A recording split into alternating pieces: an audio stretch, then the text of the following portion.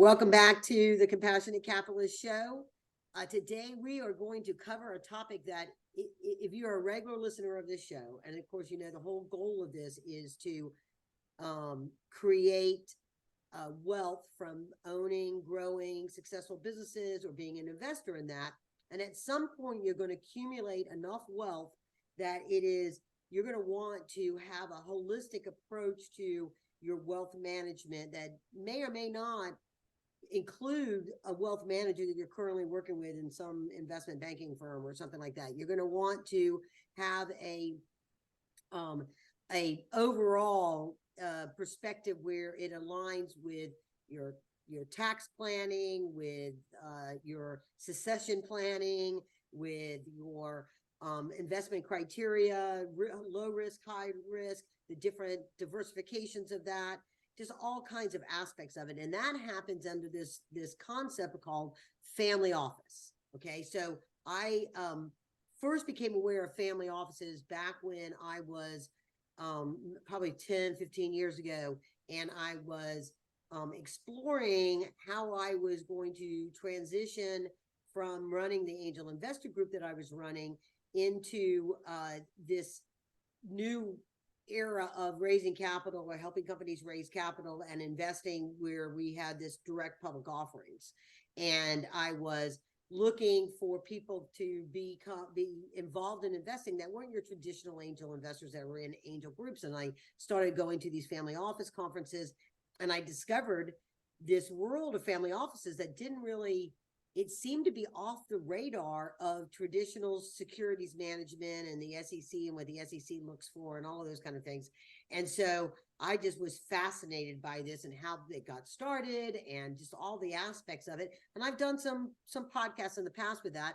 And when my guest, Guillermo Salazar, reached out to me, through his folks to be on the show and to explore, you know, the possibility of talking about family offices, I thought, great, I haven't had a family office conversation in a long time. And I think it's really important to cover this topic, because everyone listening to this show that's striving to create generational wealth will need to consider at some point in time, do I set up my own family office? Do I become part of a multi-family office? What does that mean? What should I look for? What are the criteria? What is a good governance? What is the kind of decisions I need to be making as part of this? How hands-on do I want to be in that process? All of that. So my guest today, Guillermo Salazar, specializes in advising family offices and has extensive experience. He is the founder of the Exaudi, did I say that right? EXAUDI, Exaudi Family Business Consulting, senior advisor and associate partner at the Cambridge Family Enterprise Group. He's an advisor to family enterprises with decades of experience. He's an expert on family business governance, succession planning, and communication, because when you get a big family, they have different goals and objectives. We're going to dig all into that. But, you know, that communication within the family, mediating those goals and objectives becomes a big part of it. He's a global speaker and author on managing family company dynamics. He wrote, his latest book is A Road to Triumph in Family Business that will give you theoretical, practical strategies to manage each stage with real examples and a clear guide. We're going to come back to talking about that. And was honored to be inducted into the Family Business Hall of Fame by the Family Business United. So what better guest could I have to talk about this? Welcome to the Compassionate Capitalist Show. I'm happy to have you here today. Thank you. Thank you very much. I'm very glad to be here. And thanks for the opportunity to share all of these things that you are talking about with your audience. Okay, great. Because we are going to explore that intersection of family business and compassionate capitalism on this episode. So let's jump into, well, first of all, I always have to connect the dots. So how, you know, because I know you train a lot of people, you have become the trainer of other family office operators. So how did you did you start out in traditional wealth management and then realize there was a gap and there needed to be these skill sets that would, you know, manage the holistic approach to this? talk about your journey to this and just sort of kind of fundamentally the difference between operating a family office, because we're going to get into a lot more, as we talked about earlier, into the definitions of that. But, you know, a wealth manager, your journey, and compare that to, you know, now what you do. Okay, well, I come from a family business. I was born in a family business. I was raised with a mental frame of being always involved, mixing family and business, and of course that leads you to understand a different way to approach to power and money. And eventually, I became an expert in studying family businesses. I made a diploma in family dynamics. Okay. So I start to think that maybe there was something about family relationship that was the key to understand how to better manage the ownership that you are creating if you are planning to transfer that ownership to the next generation. So my journey start with my own concept of understanding the world around me, that family is always enmeshed with all of this. And then I start to study about how to help other families to deal with the fact that it's not easy to mix family and business and money and power. So eventually I create my own business of advising and consulting. And that led me to know a lot of families around the world and other experts that have been helping me to better understand the complexity of a system like this. And eventually I met some important families that owns a significant capital, and they wanted to work under the scheme of, okay, let's try to do a family office that will help us not only to invest, but also to understand what's the mission and the vision that we should have if we want to transfer more than only money. We want to transfer a legacy to the next generation. And that's when I start to think, okay, maybe all of the things I've been learning on businesses can be applied to a family office too. And they do. There is a perfect match of understanding the way that you can manage the ownership that you have in a professional way, thinking that this ownership can be treated as a firm, as a company. And that's the main difference between the families that own just investment and the families that own a professional family office. Okay, so yeah, because the definition, like when I go, so what is a family office, right? So by definition, a family office is a private wealth management advisory firm that serves ultra high net worth individuals, which to me sounds like every wealth management firm I've ever encountered, right? So, you know, on one hand, they're managing the money and the portfolios for wealthy people, but to me, the family office itself is more than that, right? Because the next part of it, which is almost like what I'm saying, but these were both in the same definition, family offices are different from traditional wealth management shops, and that they offer a total solution to manage the financial and investment needs of an affluent individual or family. But more importantly, they bring in all that counsel under one roof for financial planning, investment management, budgeting, insurance, charitable giving, wealth transfer planning, tax services. And as we talked about within your context of the things that you think, it's governance is such a big element of this, and also potentially resolving the family conflicts and the improving communication, because as you get more and more generations in there that, you know, just like you think about within your own dynamics of a family and what your kids, your grandkids, what your kids want for your grandkids, you know, all of that kind of stuff can be, just thinking about where they're going to go to college can be a conversation, right? But when you get into money And when you get into access to money because of whatever governance been set up, seems like there could be potential. And then you get into when somebody dies and the wealth and how that wealth is being transferred to the next generation and disputes, right? It would seem like you would almost have to have a psychology degree to be a family office manager too. Yeah, so sometimes you need to use special tools to unlock situations of confrontations, of conflicts that are very common when you are talking about what you really want to do with your ownership, in contrast with the necessities of the individual, or we're going to work in a collective project of investing. So those are things that eventually you will need to deal with. What do you want to do, or what do you want us to do as a family? And that's basically where you are going to need someone who, if you don't have the ability to solve some situations, you will need probably someone that could help you to overcome that kind of obstacles that you will find in the evolution of your ownership as a family. Okay, so so let's get into some specific examples or sort of kind of building on that, because I want to the audience to understand as they're kind of anticipating where they're going with this. And as I said, earlier, within the context, and I would meet and I would network, and I'm like, oh, who are you? And they're like, oh, we are a family office. I was like, oh, okay. And that was, I just always assumed they were the ones with the money.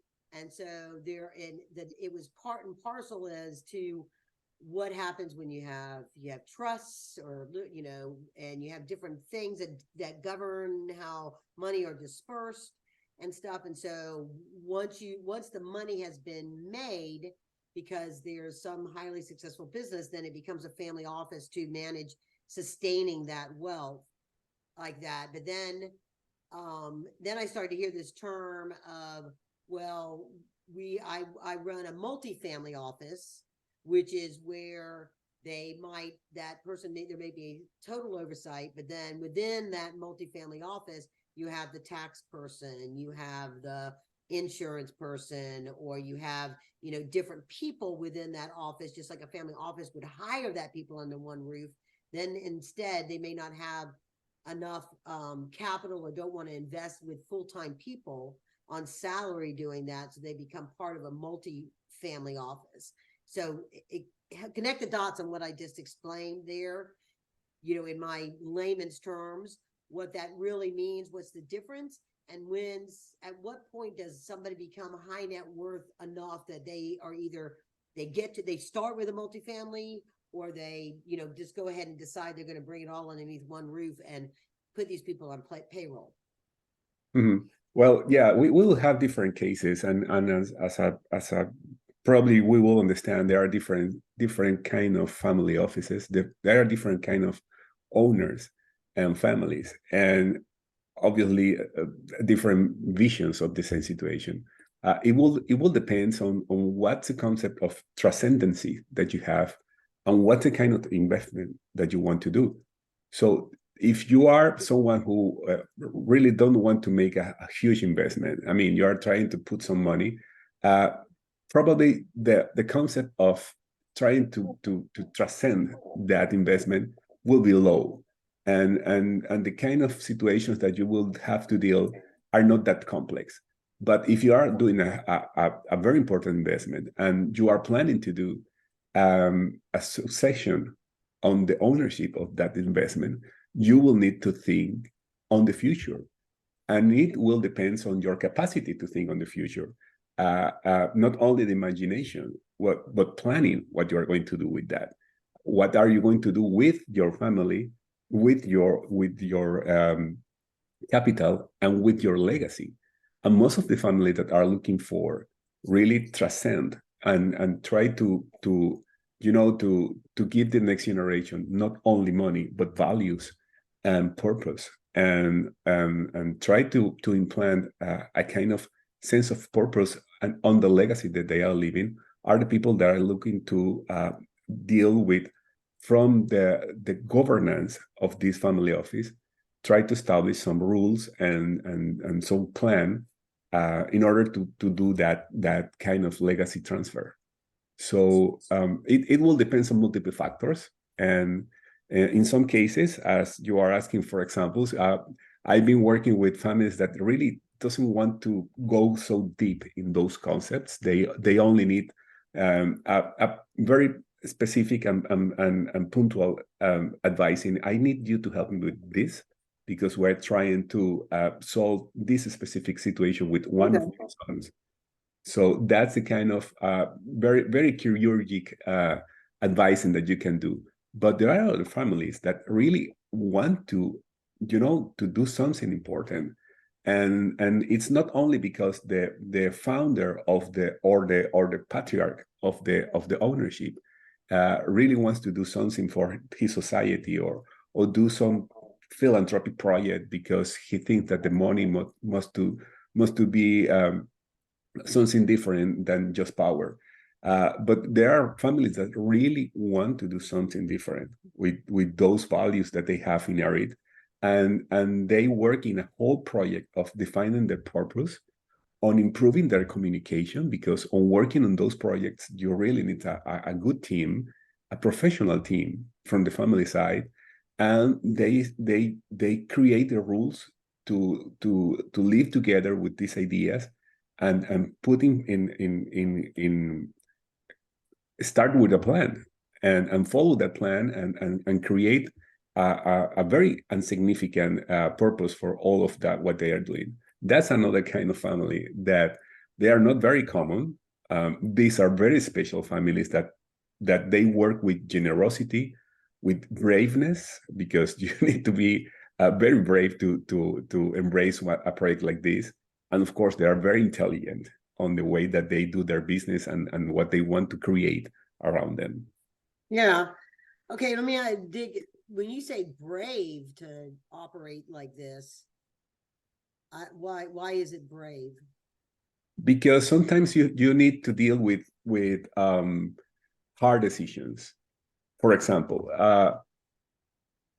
most of the family think, okay, what do I do? Do I do a good investment? I would like to find a way that I will have a return of a 10% per year of this investment, or do I really want to lead a next generation with the values that will let them to live by themselves and not depend on this money? Those are brave decisions, because sometimes you have to sacrifice some short-term returns. Okay, so you're saying, like, okay, so how I take what you just said is that I've sold my company for $100 million, and I'm going to and I have 3 kids, and I'm going to give each of them $30 million, and then I'm going to do the rest of my stuff, and they can do what they want, which they likely, they may or may not, if they don't have the same values, go start a business, they go buy a yacht, they go do this stuff, they live high on the hog, and then they're out, right? They run out of money before they're 60 years old, okay, or before they're 40 years old, or whatever. The other one says, I'm going to be brave, and I'm going to say, I'm going to give I'm going to create a trust that will give them a certain amount of money every year, or they could take a certain amount of money if they were going to start up their own business out of that, but I'm going to limit their access to the money, which they may not be happy about because they want it all now. And then I'm going to take the rest of this money, and I'm going to create a generational legacy plan that it's going to be investing in things that will continue to generate wealth for myself, and then potentially the second generation after them. And everybody has to just settle with the fact that they don't get there. They don't have privilege to the money that I've created in my business, building it up to be $100 million company or whatever. Yeah. And you can ask the people. I mean, you can ask them, what do you prefer? Do you prefer to secure your investment exactly as the way that you want to do it in your will, Or do you prefer to have a family that will be committed, involved, and connected in 20 years? What do you prefer? That seems to be an easy question to answer. I mean, if Yes, you have that kind of wealth, it's one thing if you have $1 million, but if you have $100 million, I think people that build $100 million companies are thinking generationally anyway. exactly. And then you have the companies that don't sell. So you have people that, angel investors, people that have invested, that's like my book, right? And the purpose of this show, they've built a company, they have investors, they built it with the whole goal of exiting. But there's a whole nother class of business that is built to be generational. They are succession planning because they want their son or their daughter to be able to get the skills, work their way up in the business so they know how to take over the business. They may have brothers and sisters in the business now because their dad started it. So from the get-go, it is intended to be a generational business. And if one of the downline generation, wants to go be a doctor instead of be in the business, they can do that. They get a piece of the wealth, but they're not building the wealth. So they don't get to participate in the generational wealth because they haven't participated in growing it. They just received it. And so, and those are parts of things that somebody establishes as the governance, right?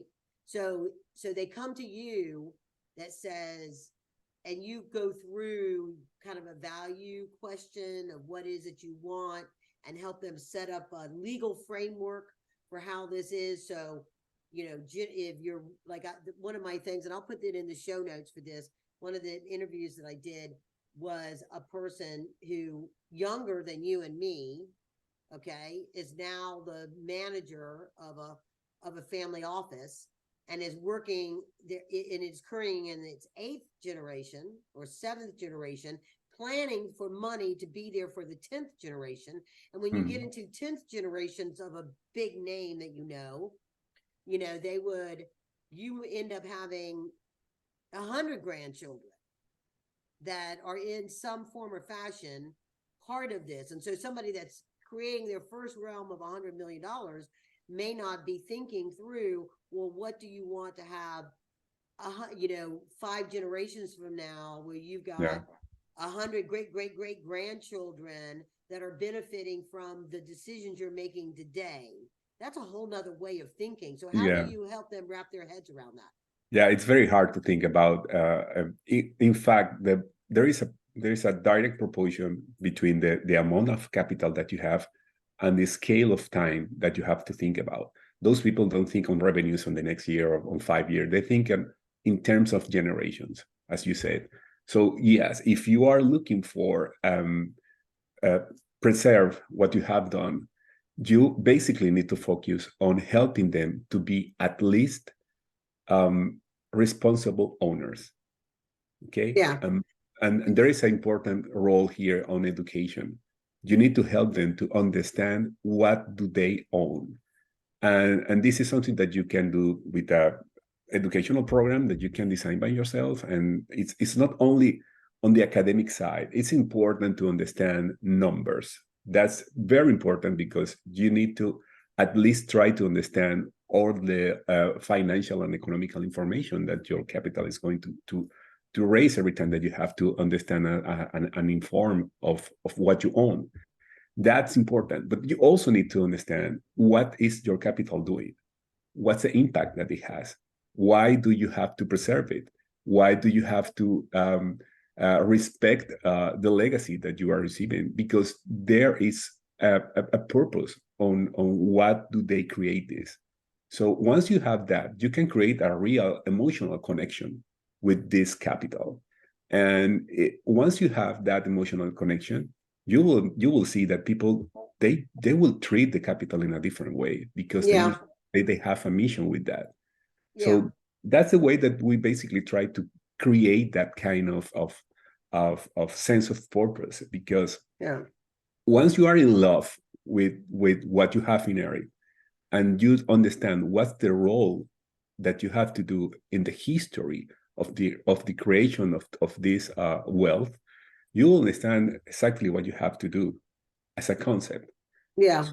And you can be a doctor, you can be an artist, you can be whatever you want with your life, but your responsibility as an owner obliges you to understand what do you own.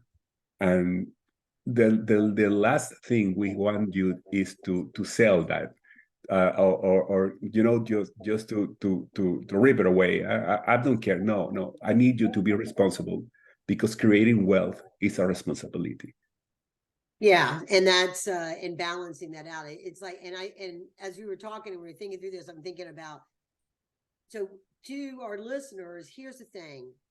If you have watched or seen some of this stuff in the news, or you watch Knives Out, for example, or Succession, or any of these dramas where chaos ensues because there's a change in a will, right? Or there's a dispute to a will, or there's fighting of who gets to be the one that takes over the company because the founder of the empire, retires.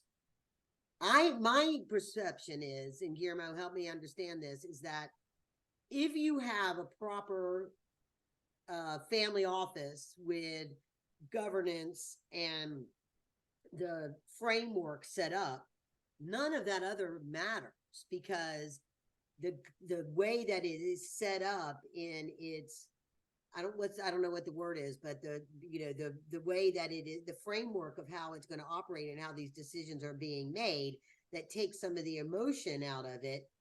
That becomes the governing element of it, because it has been set up potentially in a prior generation, or when somebody was clear-eyed and they wanted to take that emotion out of family disputes, because they are building something up from a generational standpoint of what they're doing and where this is going. Is that a fair kind of a way? Yeah, it's a wills are a part of it, but wills don't dictate what happens with the yeah. money when you have a proper governance that's set up on values of set up on the values and the goals. And I see what the one of the things I think you had said in here is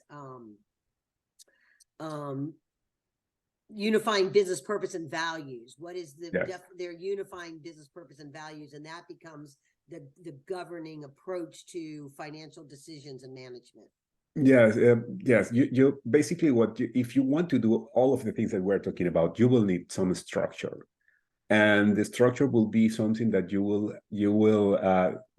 design, depending on what you have. And the more complex of the system, the more sophisticated the structure should be.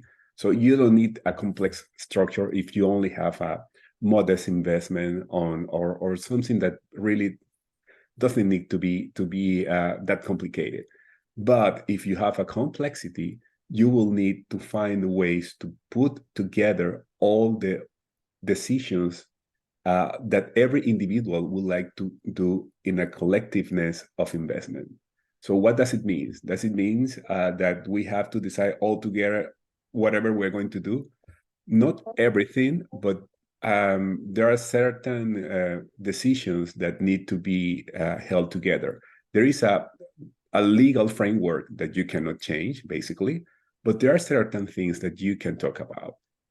And what we want what we do with the families that own this kind of legacy is to create the space and time that they need to talk about the future. So what do you want as an individual? What do you really want with your life?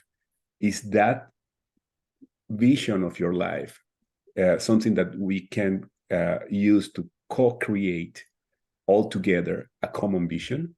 That's the main goal. If my particular individual vision is compatible with the collective vision, we need to find where they touch. So once you have that, you can start creating a vision that will justify most of the decisions that you are going to make. But you need to talk about it. You need to be open to express your feelings, and that emotional part is exactly that part. I need you to listen to me because this is what I want to do. Am I able to work here in this project with this willing? And we need to create and construct a sense of future about it, with these materials that will imply to understand emotionally everyone. Okay, so that is like in your book, you talk about creating an effective family charter. So is that sort of the process, and then the charter becomes sort of, almost like the charter of a government, in that, all these different ways in trying to anticipate the future and future challenges, because, as I said at the beginning, what one generation, because of what they experience, a generation that went through, world wars, and their experience with a depression is different than, they say, somebody that built a business during the experience of the Great Recession, right? And if it's in the same family line, how you respond, and you have to have flexibility, but you also have to have these family values that dictate really the guardrails. Is that a good way of sort of describing guardrails, and then you operate within it? But then, like I mentioned, the person that's running that may change, because if you get into multiple generations, it's not always the same person like you, because you're not around anymore. You weren't there around in the beginning, right? And so, yes, just it seems like the charter, or whatever, that governing premise and documents, becomes something that in itself is sustainable and generational. And yes, but the time passes and the people change, the values changes, and what you really need is to understand where do you come from, understand the story of your family, what are the values that will preserve, what are the values that we need to review and probably change. And once you have that clear, you will find that there is a way to project that values in the future. And you have to be comfortable with that. You have to understand that there are things that you do and you cannot do. And the charter helps you to remember what are we agreeing with, in order to understand who is responsible of different activities, or who is going to be in the business, or who is going to have access to some um, part of the ownership. It will help you to recreate all of the agreement that you will have. But the most important part is a forum that we call the family council.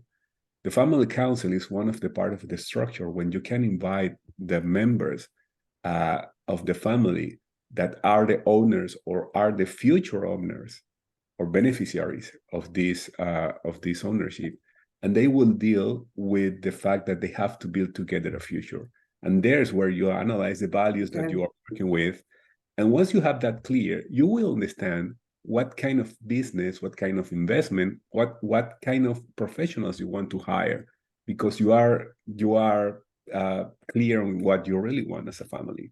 Yeah. So is that the kind of thing that's done every decade, every 5 years? How often does that Yeah, kind of come together and reassess? So we here's our are. plan for the next 10 years, and then we reassess it in 10 years or something? Yes. No, once you do it for the first time, our suggestion is to review it in 5 years. But most of the family are doing this every 3 years. We used to use it every 5 years, but the world is so Changing crazy. so fast. It's so much information that you need to analyze, and things are changing so fast that you need to be on top of all of those changes. So every 3 years is a good timing for review.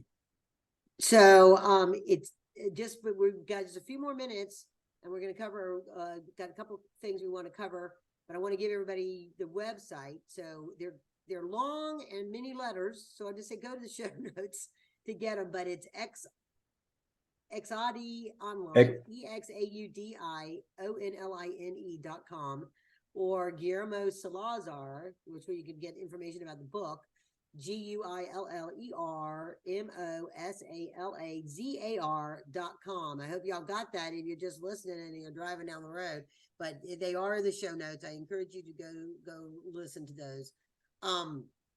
So one thing I wanted to touch base, because you do have an international business and tax laws and like, you know, hereditary, what you can will, what's, you know, what happens, you know, all, they're so different. So we're in the next few minutes that we have, if you can talk about like a key difference that you know, that because you have your website is also in Hispanic, and so in Spanish, and so you know, what are the sort of the key things that might differentiate what the desires of a, let's say, a Spanish family heritage versus an American, you know, heritage, or even somebody out of, you know, the UK or wherever some of your other clients might be, that you have to keep in mind when you're talking to them versus something else? Well, you know, all the family offices, they really need their legal and tax structures, which are more convenient for their ownership. They need financial structure. They need management structure. They even need a family style structure to help them to deal with the management issues. But by the end of the day, all of these things are different in every country, by different details, by different stages. But by the end of the day, all the families are looking for the same thing. Okay. They want to live in peace. They want to improve their communication. They want the next generation to be the best owners that they will be. And they want to have the sense of family union, which is the most important value of all of those families. So everywhere you go around the world, the most important thing for a family that owns a huge amount of wealth is to keep the union of the family. And how do you do that? The way that we are being explaining. You have to find a purpose to keep together. And that's the most important part. Yeah. The core values of the charter or the framework, the guardrails that we talked about. And then the rest of it is just nuts and bolts, you know, of what how you walk within the legal framework of that country. Yeah, you can solve that. The real thing here is, why do we want to keep on going together? And we have to answer that question. And not just divide it all up and let everybody do their own thing. Which is the most easy for things to do. Yeah. Okay, so good. So now we're ending up. Thank you very much for being on the show. Hold up your book for those that are watching on YouTube, and they can see what your book looks like. It's just like this. There you go. And thank you so very much for tuning in, and everybody listening in. Share this with folks that you know that are starting to make these kind of decisions or wondering about it themselves. And Guillermo, thank you very much for being on the Compassionate Capitalist Show today. Thank you, Karen. Thank you very much for the invitation. Okay.